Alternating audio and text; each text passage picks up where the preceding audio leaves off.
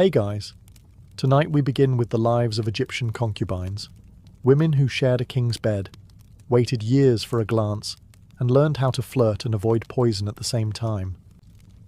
So before you get comfortable, take a moment to like the video and subscribe, but only if you genuinely enjoy what I do here, and let me know in the comments where you're tuning in from and what time it is. It's always fascinating to see who's listening from across time zones and possibly curled up under a blanket with tea. Now, dim the lights. Maybe turn on a fan for that soft background hum, and let's ease into tonight's journey together. The sun rises gently over the Nile. Birds chirp. The palace stirs. And just as your dream is reaching its most dramatic moment, probably something involving a shirtless scribe and unlimited figs, you're awakened by the soft whisper of a servant telling you, with alarming cheerfulness, that you look a bit puffy this morning. Welcome to your life as a royal Egyptian concubine. You do not sleep in. The pharaoh might not visit today. In fact, he might not visit ever. But that doesn't matter. You are a state asset, a living ornament, and your body clock now belongs to the department of looking good before breakfast. You're lifted out of your linen sheets, scratchy but fashionable, and immediately handed a bronze mirror. This is not a gesture of kindness. It's a diagnostic tool. How's your complexion? Any eyebrow hairs gone rogue? Have your lips lost their lotus petal sheen? These questions are not rhetorical. Your entire future might hinge on whether or not your face looks slightly more radiant than the girl snoring next to you. Next comes stretching, not for fitness, for posture. A crooked back means bad profile angles, and bad angles mean you're stuck in the maybe later pile for eternity. You spend 10 minutes walking back and forth, balancing a bowl of scented water on your head while pretending you're happy about it. Breakfast arrives. A platter of dates, figs, and possibly a single pomegranate seed that someone cut in half to encourage portion control. You eat slowly, because nothing ruins a lure like chewing. Across the room, other concubines do the same, each trying to look casual while also performing a silent, exhausting competition called Who Blinks Least while making eye contact with no one. The servant returns. She suggests a cool compress for your under eyes, which is code for you look like someone just told you the pharaoh prefers harpists. You comply. The cloth smells of lavender and ambition. And so the day begins, not with grandeur, not with glory, but with an endless parade of tiny, effortful rituals designed to make you appear effortlessly divine. You haven't spoken a word yet. You haven't left the room. But you've already fought your first battle, waking up and looking like you haven't aged in the last 12 hours. Spoiler, you'll have to do it again tomorrow. Bath time, as a concubine, is not about hygiene. It's about transformation. You are not just a woman with sleep crust in her eye. You are a vessel of royal potential, and apparently that vessel needs to be soaked, scrubbed, shaved, and basted like a sacred goose before it's considered presentable. You're led to the bathing chamber, which smells like a perfumery collided with a citrus orchard. The water has been steeped with lotus petals, jasmine oil, and something labelled fragrance of divine intention. It's less of a bath and more of a scented baptism. You're not just rinsing, you're entering the morning's first performance. 2 attendants approach with sponges that are both gentle and oddly judgmental. You're scrubbed with ground natron, a salty mineral powder that exfoliates dead skin, shame, and any remaining memories of village life. Every inch of you is polished like a ceremonial offering. Then comes the hair removal. Every strand below the eyebrows must vanish. Waxing, plucking, shaving, choose your torment. Body hair is seen as unsightly, unsanitary, and worst of all, common.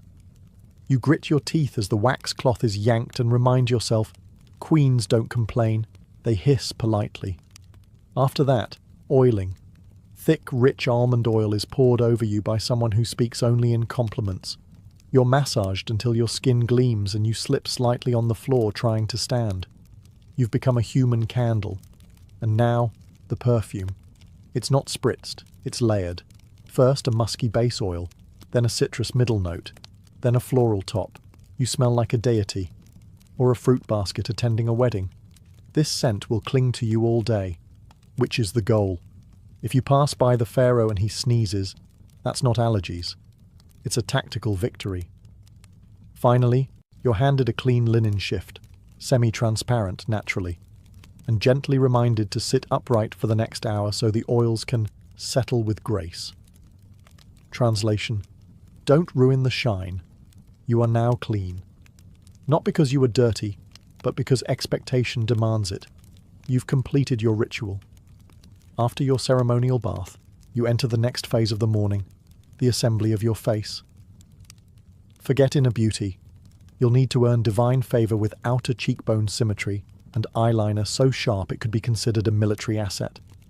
You're seated in front of a polished bronze mirror, the ancient Egyptian version of a beauty influencer's ring light. A cosmetics attendant approaches carrying what looks like a miniature painter's kit. Powdered galena, red ochre, crushed carmine beetles. You are about to become a living fresco. First, eyeliner. Black coal is applied with the same seriousness one would expect from a priest handling sacred scrolls. The line must be precise. Not too thick, unless you want to look like you're auditioning to be embalmed.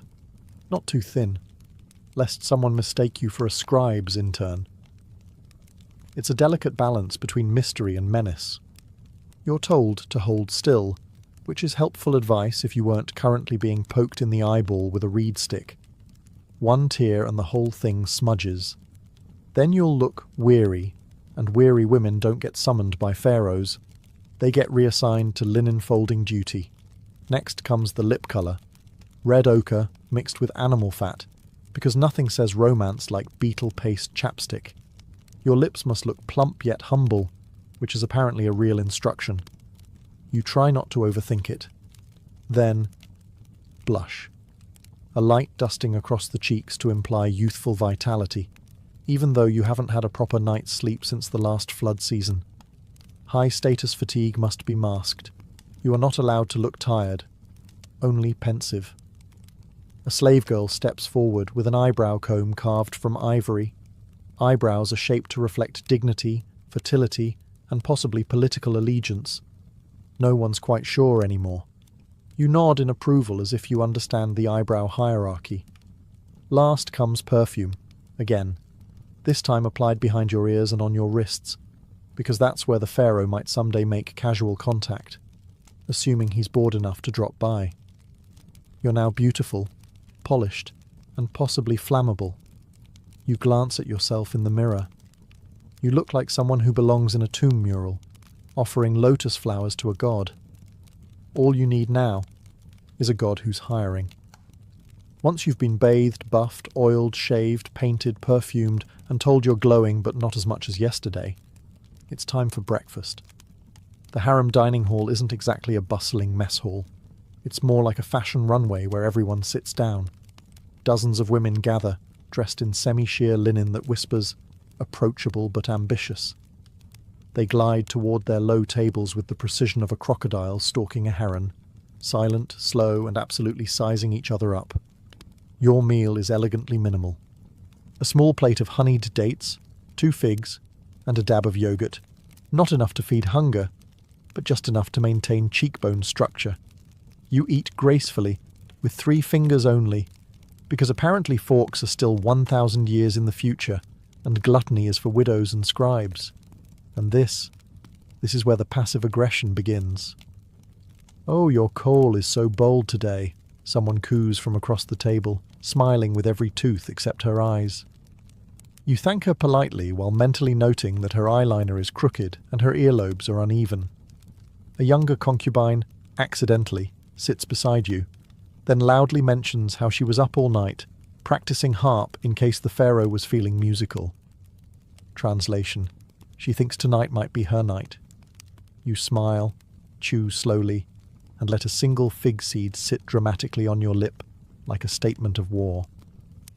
Conversations swirl around you. Gossip about who cried in the baths, who borrowed whose perfume without asking, who was seen leaving the astrologer's quarters looking hopeful.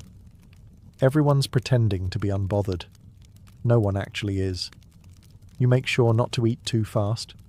Women who finish quickly are greedy, and women who don't eat at all are trying too hard. You strike the middle ground, casual elegance with a side of strategic chewing. Servants refill cups of palm wine, but only a splash. Too much, and someone might tell the wrong story to the right person. Breakfast ends with a ceremonial brushing of teeth using a chewed twig and a bit of natron. You smile into your bronze mirror and think, one more meal survived. One more war disguised as brunch. After breakfast, you'd think it might be time to relax. Maybe take a nap. Maybe do something productive. But no, you are now entering the most exhausting phase of your day, visibly existing in an aesthetically pleasing manner. This is not rest. This is performance art. You're assigned to the relaxation gallery, which sounds lovely until you realize it's a curated space designed for two things: looking gorgeous and being seen looking gorgeous. You and 24 other concubines lounge on embroidered cushions, arranged to maximize profile angles and minimize shadows. There's no slouching. Posture must imply nobility, fertility, and mild but tasteful boredom. You're allowed to choose your activity, as long as it's something ornamental. Reading hieroglyphs aloud is too intellectual. Playing a harp is ideal. Smelling flowers while gazing wistfully at a palm tree is encouraged. Anything that gives off divine but available. If you're exceptionally brave, you might practice accidental elegance, like letting your sandal fall off while stretching, or sighing thoughtfully, as if pondering the mysteries of love, politics, or your non-existent pension plan. These are carefully rehearsed microdramas, designed to be noticed without appearing to want to be noticed. Some of the newer girls try too hard. They strike poses that scream, "Pharaoh, pick me," with the subtlety of a temple gong. These efforts are met with polite applause and immediate whispers. You, however, are experienced. You know the trick isn't to look like you're trying. The trick is to look like you're being effortlessly ethereal while calculating exactly how much effort it's taking. Every once in a while, a scribe or messenger walks by. You pretend not to notice. You shift ever so slightly into better light. You are a statue pretending to breathe, a lotus in linen. And if by chance word reaches the pharaoh that the third girl on the left had an air of mystique today, then congratulations, your decorative effort has paid off. You've officially spent 2 hours doing nothing, beautifully. And in this palace, that's not laziness, that's strategy. After you've elegantly existed for an hour or two, posture on point, gaze misty and mysterious, it's time for the educational portion of your day. Don't get too excited. This is not the kind of education that ends in degrees or job offers. This is concubine school, where the curriculum consists of being interesting enough to hold the pharaoh's attention for 6 minutes, without giving him any dangerous ideas about women being clever. You file into a sunlit chamber where instructors await, draped in scholarly linen and armed with wax tablets.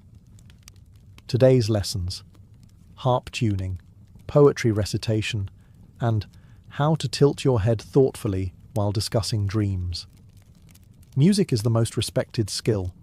A concubine who can pluck a harp string just right can practically rearrange court hierarchies. You're taught traditional love songs, all of which include lines like, "My heart blooms like the papyrus reed," and "Your eyes are more intoxicating than date wine." You're encouraged to mean it, or at least to fake it with appropriate shoulder movement. Poetry follows, not writing it, heavens no. That's for old men with back problems. You recite it, softly, with emotional restraint. You practice saying things like, "The moon weeps for my longing," without giggling, even though everyone knows the moon is too busy controlling tides to care about your relationship status. Sometimes a priest teaches you a few basic hieroglyphs. Not too many. Just enough to write, "Pharaoh is radiant like Ra," or "I dreamed of lotus blossoms." Anything more complex risks sounding like you have opinions. You're also drilled in mythology, specifically how to compare the pharaoh to various gods without getting the pantheon wrong. Anubis is strength. Thoth is wisdom. Ra is power. Never mix them up unless you want to be remembered as that one girl who called the pharaoh a jackal. At the end of the session, you're quizzed. Not formally, of course. Just tested with subtle questions like, if the king asked you your favourite god, what would you say? Correct answer, whichever one he reminds me of.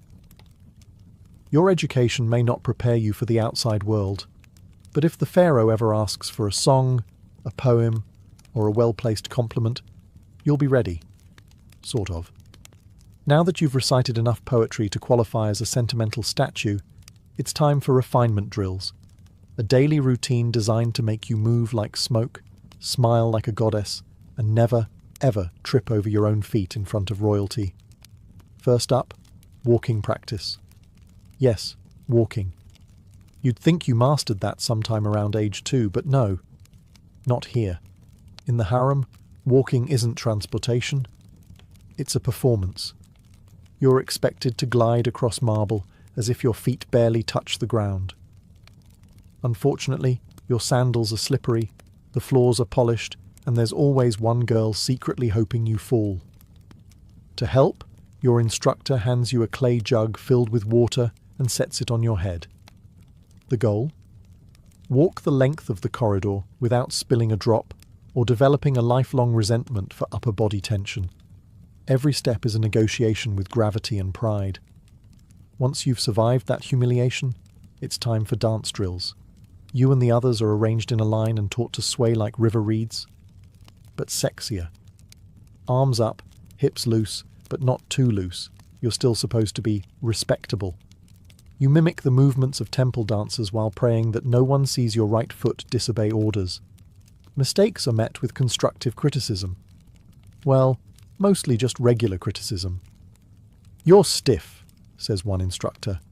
Your rhythm is hesitant, says another. You nod graciously while plotting to stab your own shadow with a hairpin. Then comes the gesture lesson. Concubines don't point, they extend. They don't wave, they fan. Everything must appear effortless, even when your arm's gone numb and your perfume is starting to evaporate. Next, you're reminded of how to kneel, with devotion but no desperation. The difference, apparently, is all in the eyebrow angle. And finally, you end with voice training. How to speak softly, seductively, and never too quickly. You practice saying "my lord" 20 different ways, each with a slightly different meaning, ranging from "I am humbled by your greatness" to "please stop breathing near me."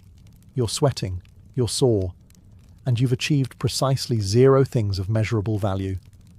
But you walk prettier now, which, in this palace, is everything. Once your daily regimen of balancing, bowing, and fake sighing concludes, you return to the common rooms, which function as the ancient Egyptian equivalent of a break room. If that break room were filled with silk-clad women locked in a silent war over eye contact and seating arrangements. And here, gossip isn't just a hobby, it's a life skill. In fact, it's arguably the most useful survival tool in the Concubine toolkit. Some girls get ahead by dancing, others by smiling. But the truly dangerous ones, they know everything, and more importantly, who else doesn't? You sit near a group of women threading beads. The conversation starts innocently enough. Something about which servant accidentally dropped a fruit bowl in front of the scribe. But within 5 minutes, the topic shifts to who got new jewellery, who was seen leaving the astrologer's room with smudged eyeliner, and who's been mysteriously quiet since last week's sandal fitting. Names are never said directly, only implied. The tall one with the heavy perfume. You know, the girl who always looks like she's about to sneeze. Everyone nods. Everyone knows. The senior concubines don't talk much. They listen. Because real gossip isn't just juicy. It's currency. If you know the pharaoh prefers honeyed wine to date wine, that's leverage. If you know which priest his mother doesn't trust, that's insurance. You contribute carefully. Say too little, and you're irrelevant. Say too much, and suddenly you've accidentally offended Bastet, and find yourself demoted to folding ceremonial napkins. Some of the more experienced women even keep coded wax tablets. Not diaries, mind you, but tactical observation logs. A spreadsheet of betrayal, envy, and who coughed during the harp solo. And of course there's the double gossip. When someone tells you a secret about someone who already told you that same secret. That's when things get interesting. That's when you start playing palace chess. You never gossip directly about the pharaoh. That's suicide. But about the other concubines, it's not just allowed, it's expected. You're doing your civic duty, really.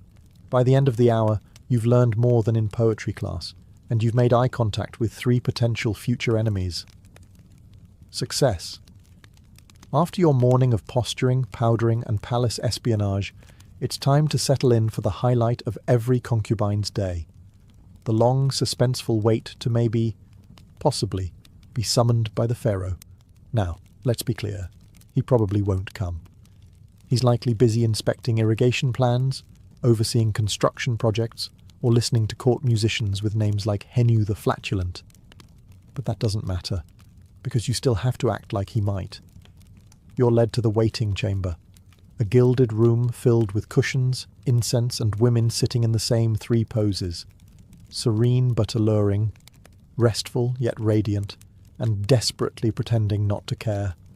You pick a spot near the window so the natural light hits your cheekbones just right. Not that you've practiced this or anything. A servant enters. All heads subtly turn. Is she here to summon someone? No. She's refilling the fruit bowl. Still, a moment of electric tension passes as you wonder if your grape placement was regal enough. You shift positions every 15 minutes. Not to get comfortable. Comfort is forbidden. But to keep your limbs from going numb in the event you're summoned and expected to glide like moonlight. You also practice looking surprised but grateful, in case your name is actually spoken aloud. Some girls hum softly. Others read love poems they wrote themselves, which is both tragic and brave. One girl is quietly plucking at her lute like she's serenading fate itself. You sip wine, pretend not to judge her, and mentally edit her lyrics for better rhyme. Hours pass. A breeze stirs the linen curtains. Somewhere down the corridor, a sandal slaps against stone. Everyone freezes.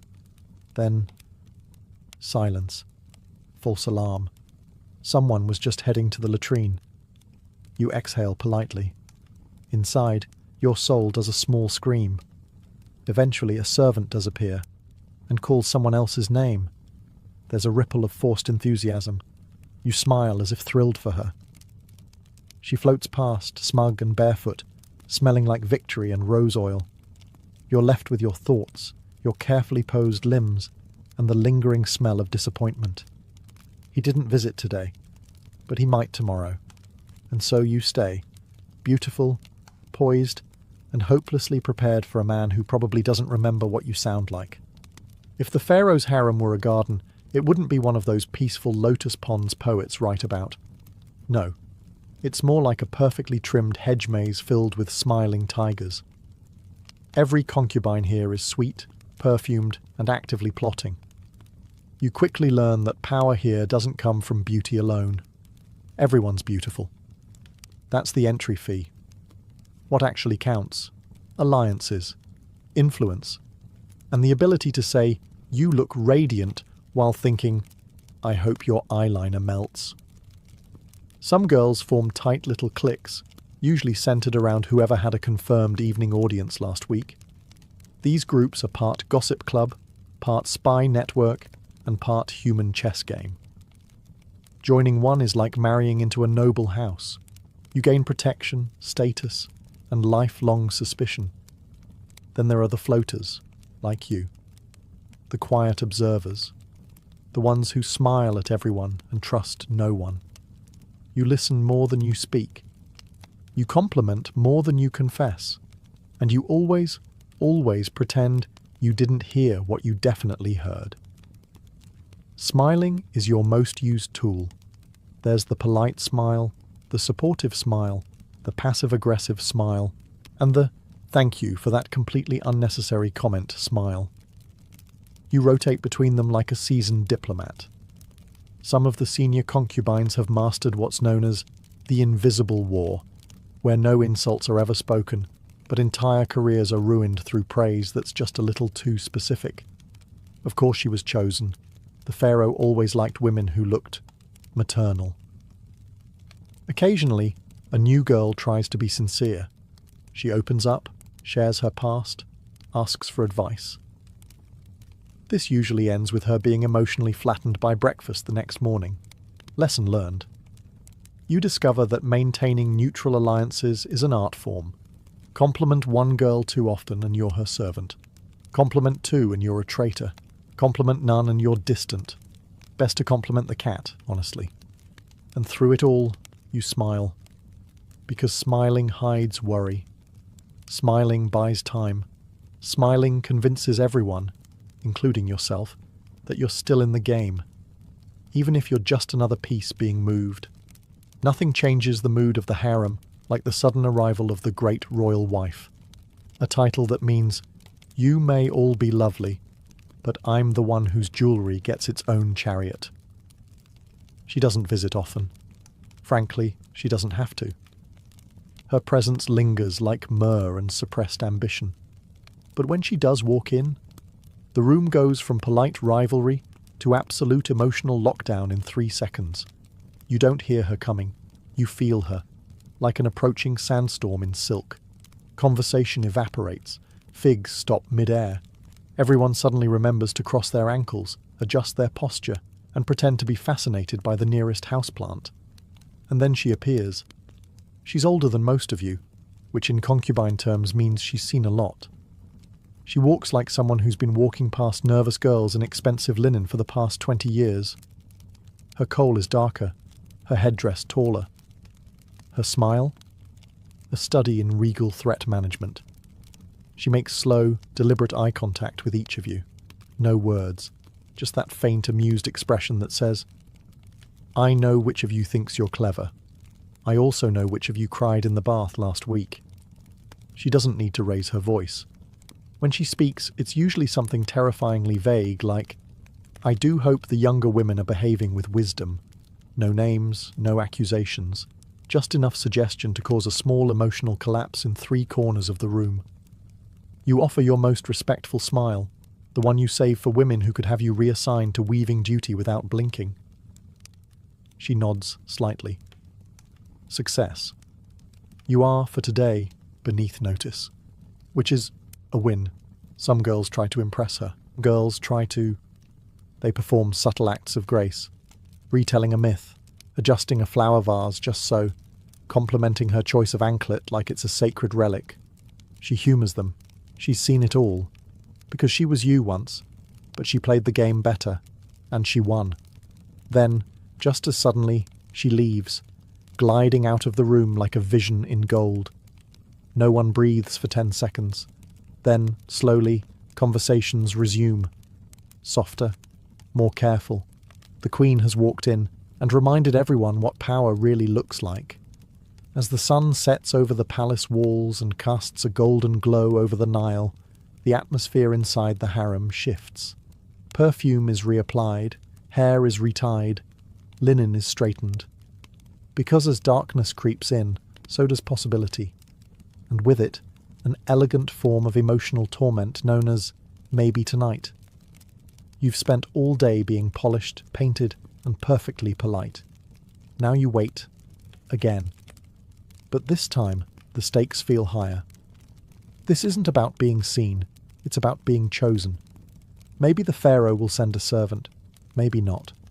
The only certainty is the tension in the air and the faint smell of rose oil and ambition. The younger concubines pretend not to care.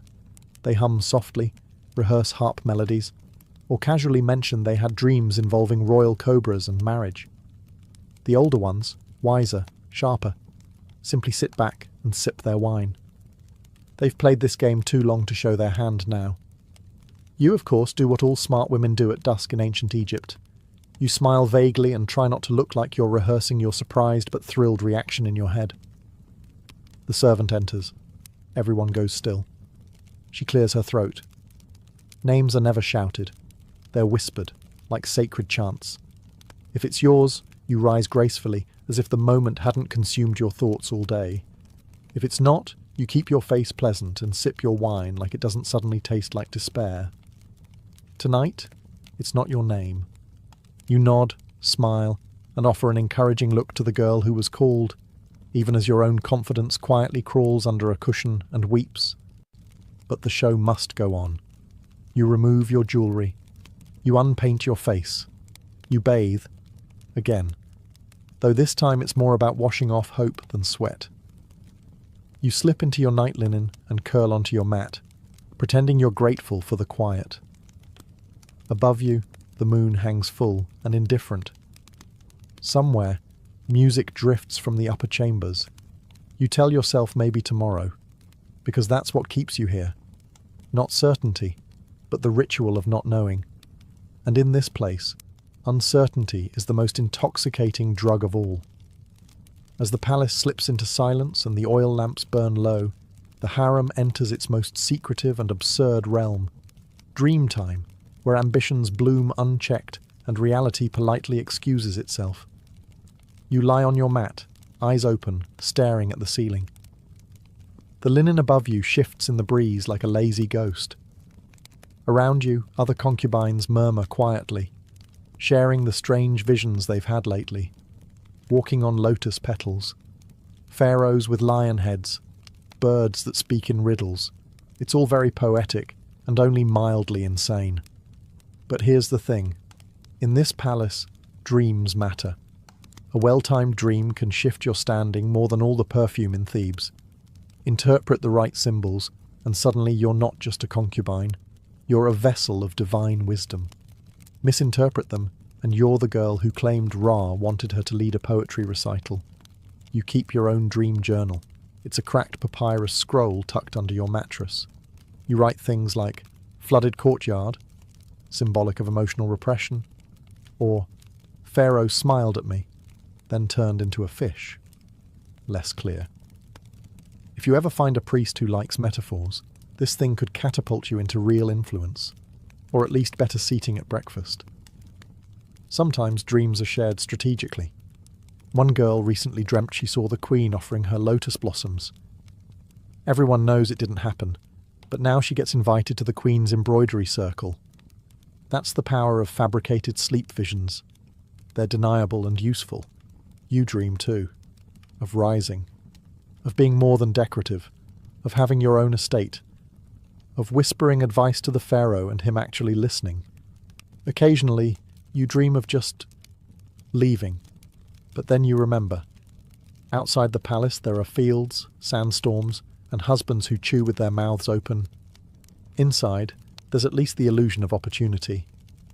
You roll over and whisper your latest dream to your friend. It involved a cat walking backward and offering you a crown. She nods like that's perfectly normal. Definitely Bastet, she says. Power is coming. You both pretend to believe it, because here, dreams are currency. Papyrus is cheap, and hope, however delusional, is the only luxury that's free.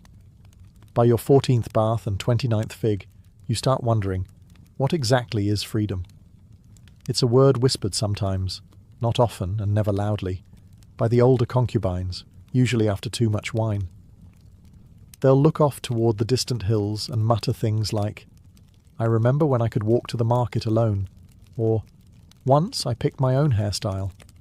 And you'll nod respectfully while trying to picture a life where your biggest decision wasn't which incense blend to wear at dusk.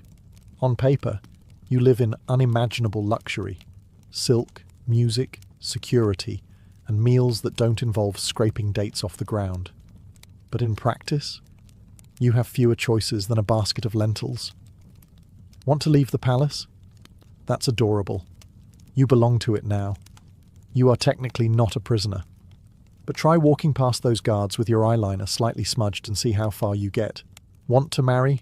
Only if the pharaoh forgets you exist long enough to permit it, which ironically feels less like rejection and more like parole. Want to raise your voice? Only if it's in a love song or a gentle prayer for the Nile to flood favourably. Your job is to be admired, not heard. Your opinions are as ornamental as your bracelets. Pretty, but strictly non-functional. And yet, within this well-stitched cage, some women do find a strange kind of freedom. Not physical freedom, of course, don't be silly. But emotional, political, social freedom. The ability to influence which poem is recited at court. To suggest a priest be consulted. To whisper something to the Queen's cousin that somehow changes the menu for a royal feast. It's not much, but it's something. You think about the village girl you used to be, chasing goats, sunburned, covered in dust. She was free in the can go outside sense, yes. But now, you're free in the knows how to manipulate 3 noble families without lifting a finger sense. Is that better? You're not sure, but you do know that freedom here is never given. It's performed, like everything else. And the better your performance, the less anyone questions whether you're free at all. One day you won't be here anymore. Maybe you'll be replaced by someone younger, with shinier hair and better loot skills. Maybe the pharaoh will lose interest entirely and take up falconry full-time. Or maybe you'll be quietly reassigned to a country villa, where you'll spend your days sipping diluted wine and reminiscing about the time you almost got summoned but didn't because the Queen's cousin had a headache.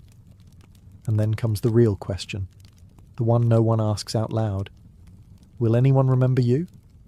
You won't have a statue.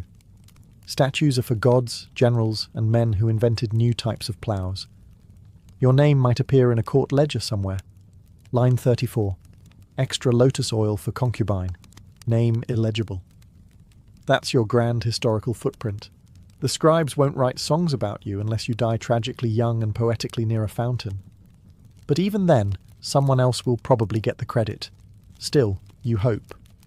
You hope the Queen remembers you as the one with the steady hands, or that girl who never flinched during eyeliner application.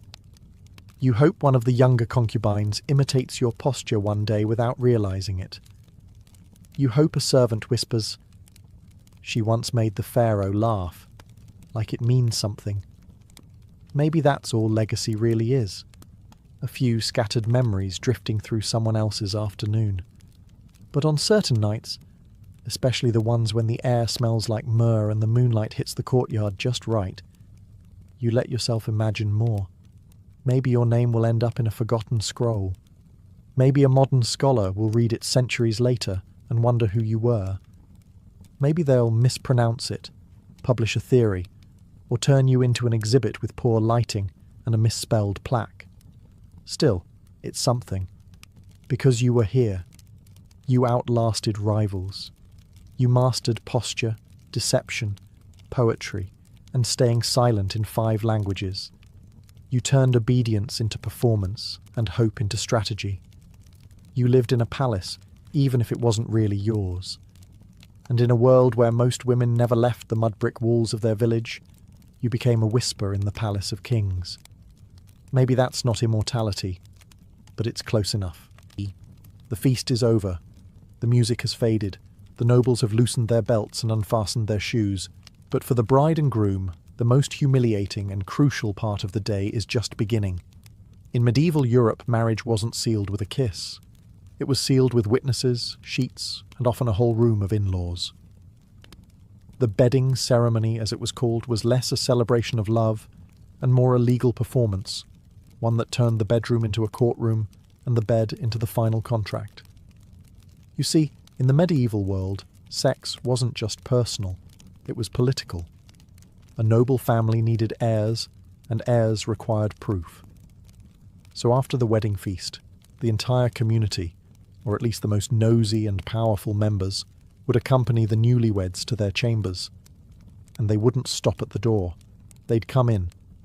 If you were lucky, they might just remove your shoes, offer a toast, or sing a bawdy song before leaving you to it. If you were less fortunate, they might stick around long enough to see you naked, inspect the bedclothes, or cheer you on with mocking advice and drunken encouragement. Some families even required a bishop or midwife to inspect the bride beforehand, or the sheets afterward, for signs that the deed had been done. Why the intrusion? Because marriages weren't private unions, they were public contracts. A noblewoman's virginity was political capital. A nobleman's ability to consummate was a legal obligation. Without a consummation, the marriage could be annulled. And without witnesses, it was your word against the world's. It didn't matter if the bride was trembling, or the groom was drunk, or both were strangers to one another. What mattered was that someone saw, or claimed to see, the beginning of their conjugal union. And if they didn't, the marriage might not count. In this strange twilight between feast and consummation, the couple's private life began as public spectacle. Their first night together wasn't about intimacy or joy, it was about proof. And often that proof came with an audience. And that, dear viewer, was just the beginning of the ceremony. Once the final toast had been raised and the last course cleared, the newlyweds weren't given privacy. They were given an entourage. Servants, family members, priests, and even minstrels formed a procession to escort the couple to their marital bed. And this wasn't some quiet, respectful send-off. It was a raucous theatrical parade, often loud, occasionally lewd, and completely devoid of subtlety. The groom might be half-carried, half-dragged by his friends, already red in the face from too much wine, or dread. The bride, in contrast, was often pale, silent, and escorted by her female relatives, whose job it was to ensure she didn't bolt or faint. If she was a noblewoman, this was her debut as property. If she was a peasant, it was still a public performance of modesty and obedience. Either way, it was theatre, and everyone had a role to play. And the music? Oh yes, there was often music. Not sweet romantic violins, mind you. Drums, pipes, and the occasional crude song shouted in rhythm with each step. In France, they called it the charivari, a rowdy, mocking serenade meant to embarrass the couple and encourage a successful union. Think medieval hazing with a religious blessing. Upon reaching the bedchamber, the couple didn't simply step inside and close the door. Instead, they were ceremoniously undressed, often by relatives or attendants. The groom might be stripped down by his groomsmen, the bride gently, or not so gently, disrobed by her maids or matrons. Every layer removed wasn't just fabric, it was symbolic. Childhood gone. Autonomy gone. Now, you belong to each other. More accurately, to the family alliance. In some regions, a priest or bishop gave a final blessing over the bed, as if holiness could somehow sterilize the awkwardness. In others, a cup of wine or spiced milk was passed between the couple, a last comfort before the main act.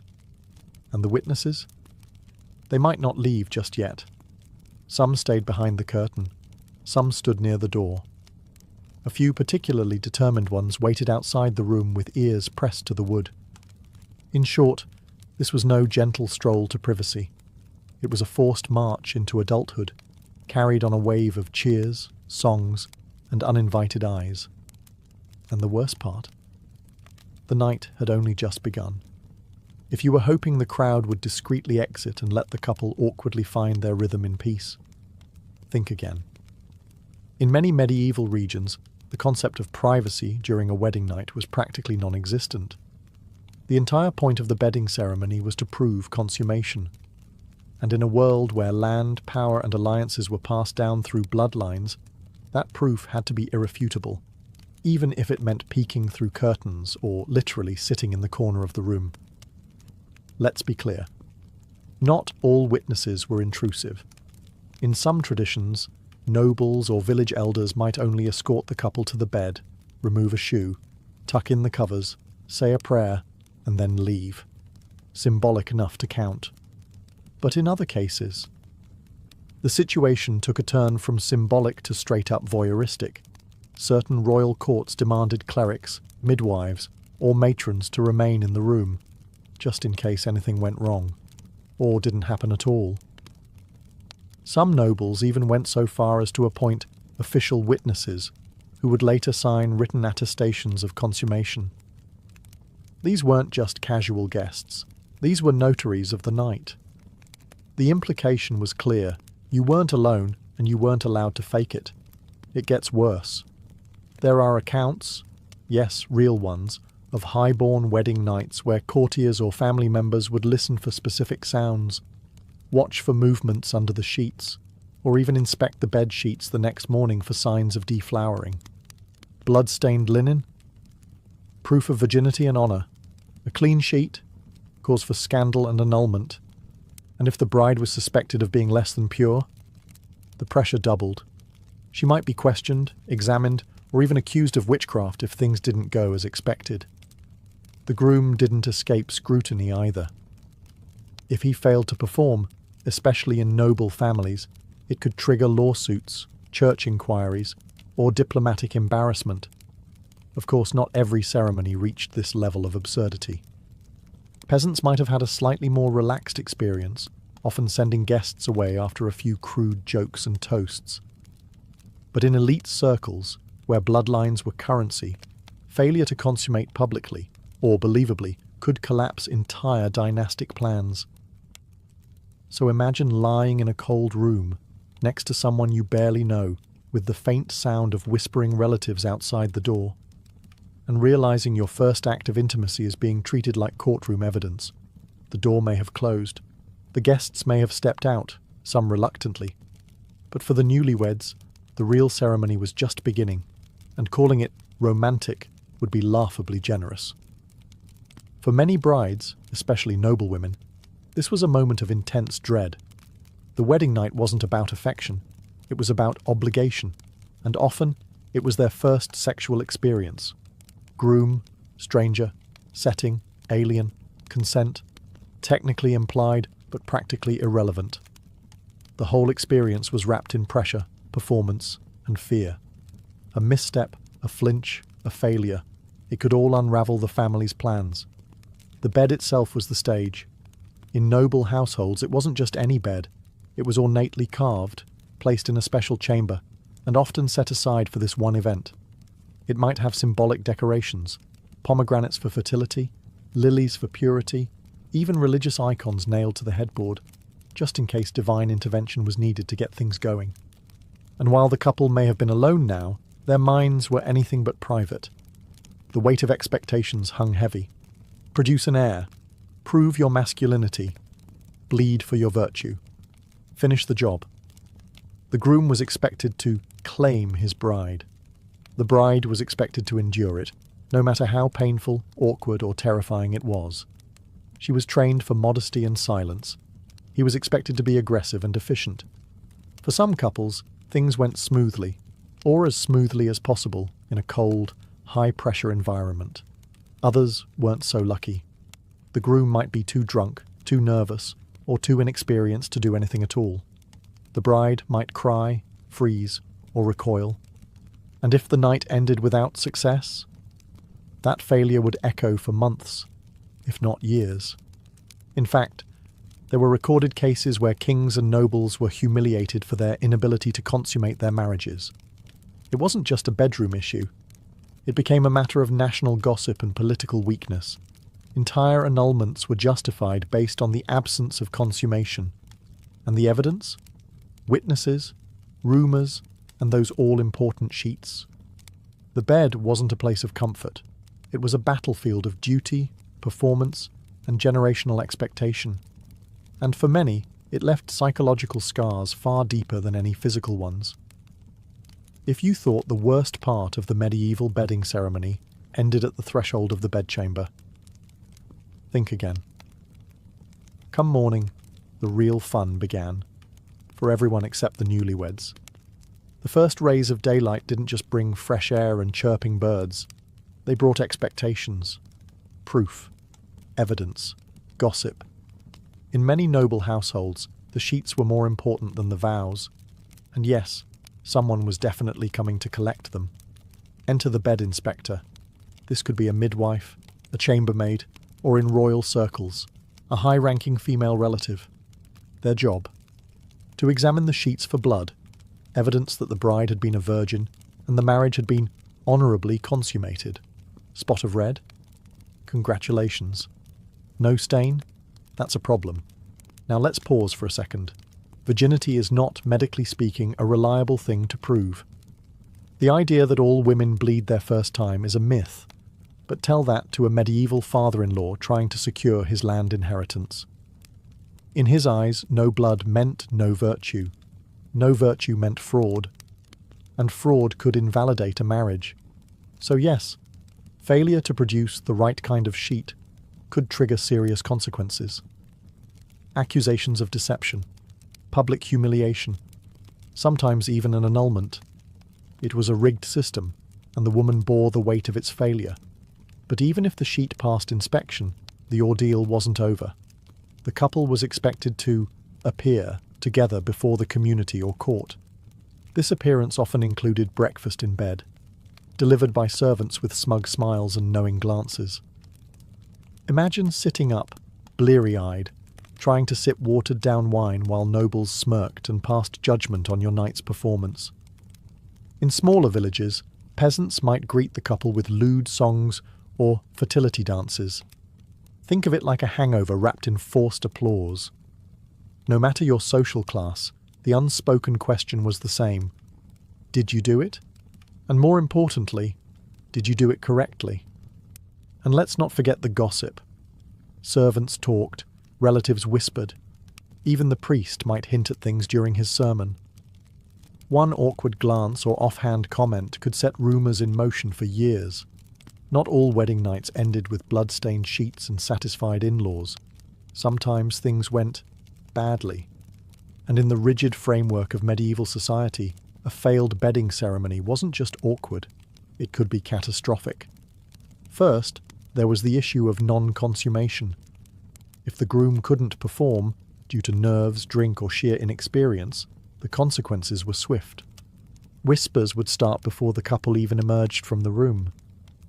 A red-faced groom was bad enough. A frustrated, tear-streaked bride. Worse. By breakfast, the rumours had already lapped the castle walls.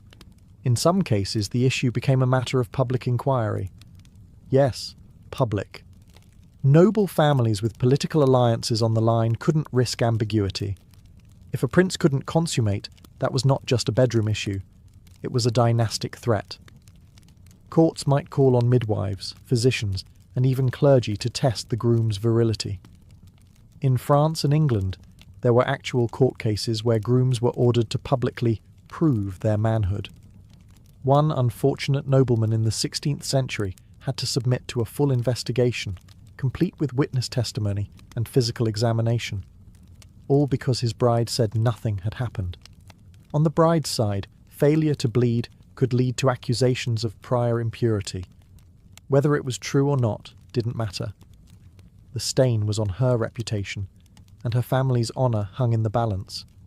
Some desperate women resorted to faking the evidence, using animal blood or pricking their own fingers to stain the sheets. A risky tactic, but sometimes the only option. Then came the worst-case scenario: annulment. If the marriage wasn't consummated, the church could declare it invalid.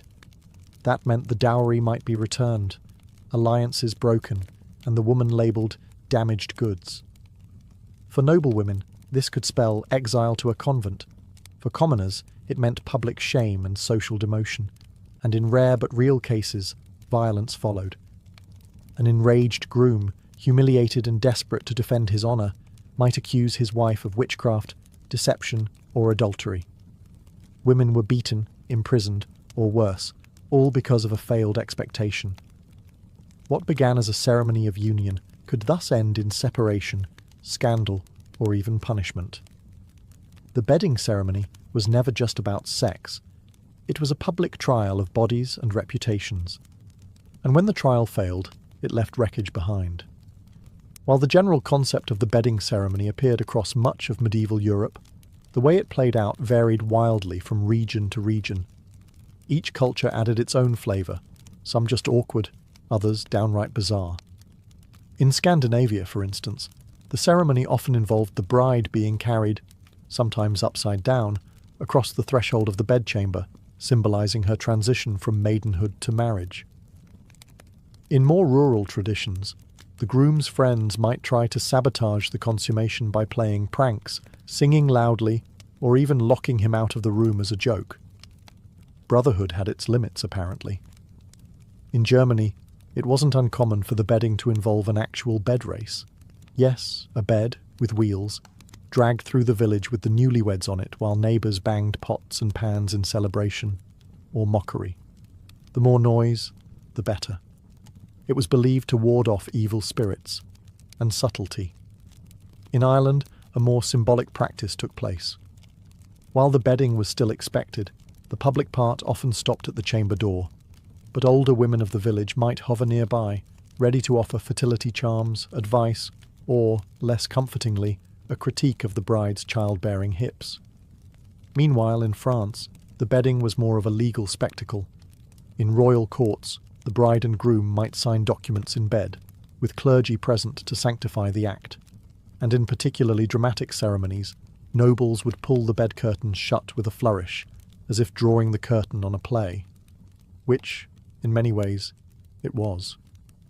Spain, on the other hand, leaned heavily into Catholic symbolism. A crucifix might be placed above the bed, with prayers recited before any physical act occurred. The church wanted to remind you, this was not just passion, it was duty blessed by God. Passion, of course, was optional. And among peasants, things were generally more relaxed, though still public. A village might follow the couple home with torches, sing songs outside the door, or even sneak up to bang on the shutters mid-act. Romance? No. Communal entertainment? Absolutely. No matter where you were, one thing was consistent. The bedding ceremony was never just for the couple. It was for the family, the village, the church, and the law. The sheets might have varied, the songs might have changed, but the awkwardness? That was universal. As strange and structured as the medieval bedding ceremony was, it existed in a world full of contradictions. It was sacred and crude, formal and farcical, deadly serious yet oddly comedic. And among all the rules, rituals and superstitions, there existed an entire undercurrent of unspoken behaviours, things everyone knew, but no one ever said aloud. For instance, everyone knew the groom might be terrified. Sure, masculinity was prized, but not every young man came to the bedchamber with confidence or experience. If he failed to rise to the occasion, it was quietly blamed on nerves, or too much wine, or even sorcery. Wives were told to be patient, or discreet, or both. The bride, on the other hand, was expected to be silent, modest, and still. But behind closed doors, she might weep, plead, or simply freeze. These were taboo topics, never spoken about during morning gossip or courtly banter, but well known to mothers, nurses, and the older women tasked with preparing her.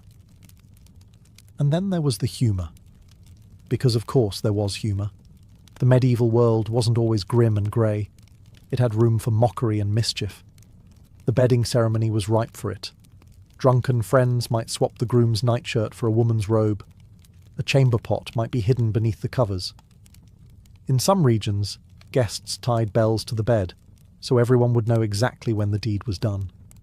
It was crude, yes, but also a release valve for a ritual so tense it could snap. Even priests sometimes got in on the joke, offering blessings with the thinnest of veils over double meanings. A line like, "May this union bear fruit in due season," wasn't always said with a straight face. Then there were the unspoken strategies. A nervous groom might rehearse with a prostitute weeks before the wedding night. A terrified bride might receive secret herbs to calm her nerves, or dull the pain. Midwives had entire toolkits of tips, from scented oils to gentle distractions. These things weren't written into law, but they passed down through generations like whispered recipes. In short, the bedding ceremony wasn't just a rigid ritual. It was a chaotic dance of pageantry, pressure, and pretense. Beneath the surface of formality lived fear, humour, empathy, and a desperate hope that someone, anyone, had done this before. The bedding ceremony may seem barbaric by modern standards, but for centuries it was a foundational ritual, etched into the very fabric of marriage, law, and social identity. One night, one bed, one performance that could determine a woman's worth, a man's pride, and a family's future. Even after the Middle Ages gave way to more refined societies, traces of the tradition lingered. In the Renaissance courts of Europe, the public bedding became more symbolic, but it didn't disappear. In some royal weddings, kings and queens were still tucked into bed by bishops and noblewomen, with witnesses watching as candles were blown out. a theatrical wink to an old custom, but the implications remained. In rural villages, especially in Eastern Europe, variations of the ceremony persisted well into the 19th century. The sheets were still inspected, songs were still sung, and the couple still performed under the collective gaze of their communities. Privacy, it seemed, was a luxury not afforded to those expected to produce heirs or obey tradition. The Church, too, helped preserve the ceremony's legacy. Canon law insisted that consummation sealed a marriage, not just the vows. In some cases, couples who had exchanged words but not bodies were still considered not truly married in the eyes of God. A quiet union in a forest? Invalid. A public bedding, confirmed by testimony? Rock solid. What's perhaps most striking is how many of these ideas still echo today, albeit in subtler forms. The obsession with virginity, the pressure for newlyweds to have a perfect honeymoon night, the expectation that a couple's love must be proved physically